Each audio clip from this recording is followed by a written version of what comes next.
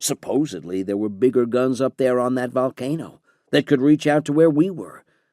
But we were confident that if they did, we could move even farther seaward until we outranged them, and soon crush their emplacements with shells twice the size of theirs.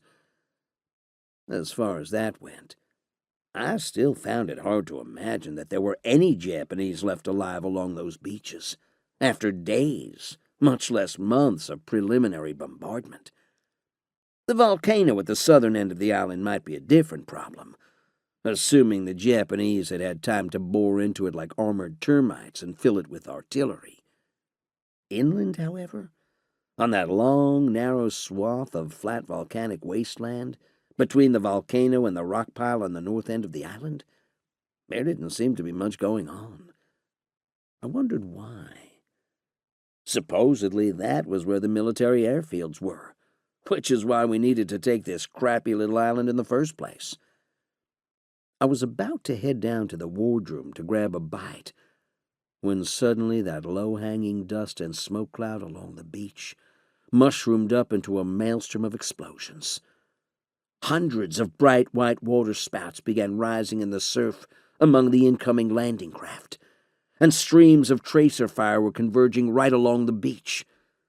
The GQ alarm went off, and everyone hustled back to their battle stations, as Nevada began a ponderous turn to port, and the main turrets began to rumble as they trained out. My last glimpse of the beach as I dashed into the protection of the box was that the landing zone had become an expanding mass of erupting shells, incandescent boils of fire, and flying debris that consisted of wrecked landing craft and the shredded remains of Marines. All along the black slopes of the volcano, gun flashes winked red and yellow, and the growing roar of artillery rose to a crescendo we could still hear until the weather deck hatches were shut.